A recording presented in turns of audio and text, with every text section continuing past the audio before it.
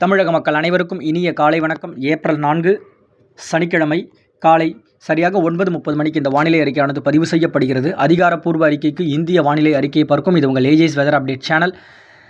தமிழகம் மற்றும் புதுவையில் வெப்பச்சலன இடிமழையானது 2 தேதிகளுக்கு பிறகு மாற்றங்கள் ஏற்படும் என்ற நிலையில் நேற்றைக்கும் மழைப்பொழிவு மேற்கு தொடர்ச்சி மலை மாவட்டத்தின் சில பகுதிகளிலையும் மழைப்பொழிவு மேற்கு மாவட்டங்களிலையும் ஆங்காங்கே கொடுத்திருக்கக்கூடிய ஒரு நிலை என்பது பார்க்க முடிகிறது. அதிகபட்சமாக ஈரோடு மாவட்டத்தின் குண்டேரி பள்ளம் 60 மில்லிமீட்டர் அளவிற்கு மழைப்பொழிவும், ஈரோடு மாவட்டத்தின் வரட்டுப்பள்ளம் 40 மில்லிமீட்டர், இன்னும் பல்வேறு பகுதிகளில் மழைப்பொழிவு கொடுத்திருக்கிறது. கன்னியாகுமரியின் சுற்றுவட்டாரத்தின் ஓரிரு இடங்களில் பேச்சிப்பாறை, பாலமூர் பகுதிகளும் சரி, கிருஷ்ணகிரி மாவட்டத்தின் ஓரிரு இடங்கள், இது வடமேற்குன்னு சொல்லலாம். அங்கேயும் பார்த்திங்கன்னா ஒசூர், அஞ்சட்டி போலீஸ் ஸ்டேஷன் சொல்லலாம். இங்கே லேசான ஒரு மழைப்பொழிவு. மதுரையின் எழுமலை பகுதிகள் 44 மில்லிமீட்டர் அளவிற்கும், நீலகிரி மாவட்டத்தின் பல்வேறு இடங்களில் அங்கே அதிகபட்சம் பார்க்கும்பொழுது பந்தலூர் பகுதிகளில் 30.4 மில்லிமீட்டர் அளவிற்கு மழைப்பொழிவு, அதிகபட்ச மழைப்பொழிவு. இன்னும் ஈரோடு, நீலகிரி மாவட்டத்தின் பல்வேறு பகுதிகளில் மழைப்பொழிவு, தேனி மாவட்டத்தின் சில பகுதிகளிலும் மழைப்பொழிவு கொடுத்திருக்கிறது. அங்கே அதிகபட்சமாக ஆண்டிப்பட்டி பகுதிகள் 15 மில்லிமீட்டர் அளவிற்கு மழைப்பொழிவு, வாகை அணை, பெரியகுளம், மஞ்சளாறு, பெரியாறு, சோத்துப்பாறை பகுதிகளிலும் சில இடங்களில் லேசான அது முதல் மிதமான மழையாக பதிவாகி இருக்கக்கூடிய ஒரு நிலை.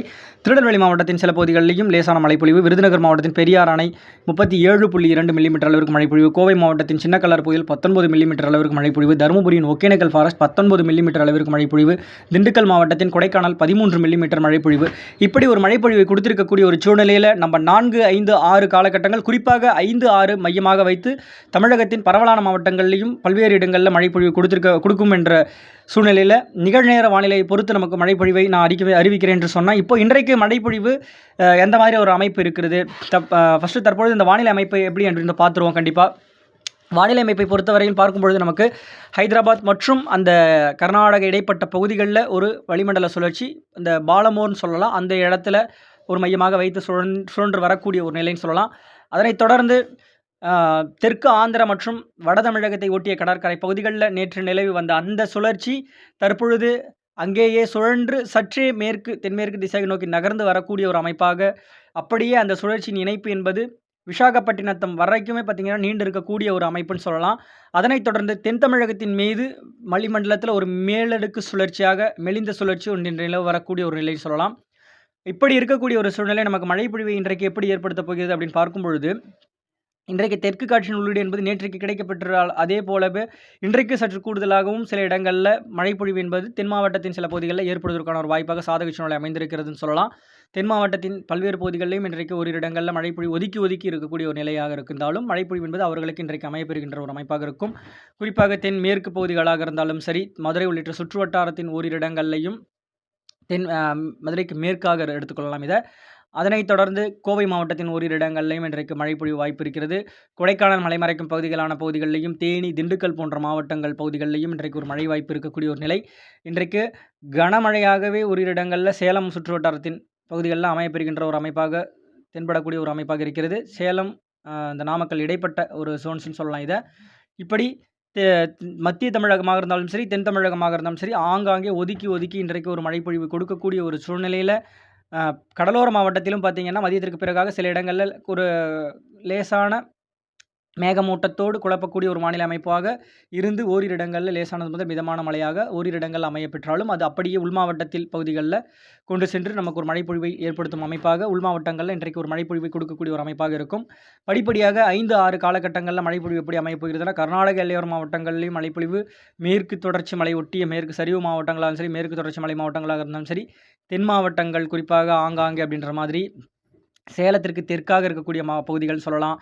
இப்படி பல்வேறு இடங்களில் மழைப்பொழிவு என்பது ஆங்காங்கே அமையப்பெறுகின்ற அமைப்பும், வட மாவட்டங்கள் எடுத்துக்கொண்டால் வட கடலோரத்தின் ஓரிரு இடங்களில் அவ்வப்பொழுது மழைப்பொழிவு என்பது ஏற்படுவதற்கான ஒரு வாய்ப்பாக இருக்கக்கூடிய ஒரு நிலை. இந்த சுற்றில் அதிகபட்சமாக முதல் இடம் அப்படின்னு பார்க்கும் பொழுது நமக்கு குறிப்பாக இந்த மேற்கு தொடர்ச்சி ஒட்டிய பகுதிகளில் தென் மாவட்டத்தின் பகுதிகளிலையும் உள் மாவட்டங்களிலும் ஆங்காங்கே அப்படின்ற மாதிரி ஏற்படுவதற்கான ஒரு வாய்ப்பு. இந்த காற்று குவிதல் எங்கெங்கெல்லாம் ஏற்பட்டு நமக்கு அந்த மழைப்பொழிவின் சாதக சூழ்நிலை எந்த இடத்துல அதிகமாக ஏற்படுகிறதோ அவர்களுக்கு திடீர் மழையாக இந்த கோடை மழை ஒரு வரப்பிரசாதமாக அமையப்போகிறது அப்படின்னு சொல்லலாம்.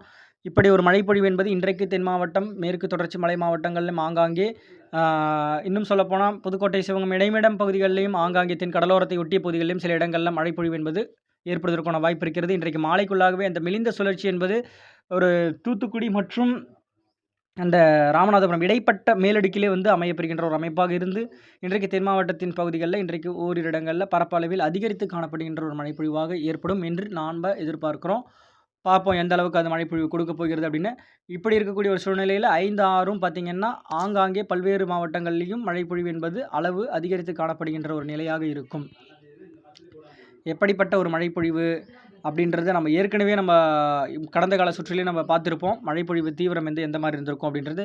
இன்றைக்கு சேலம் உள்ளிட்ட மாவட்டங்களும் சரி, கள்ளக்குறிச்சி மாவட்டங்களும் சரி, திருச்சி மாவட்டத்தின் சில இடங்களையும் ஆங்காங்கே அப்படின்ற மாதிரி கொடுக்கக்கூடிய ஒரு மழைப்பொழிவு என்பது நாளைக்கு சற்று கூடுதல் பரப்பில் ஆங்காங்கே அப்படின்ற மாதிரி ஏற்படுத்தும். சில இடங்களில் ஒதுக்கவும் செய்யும்.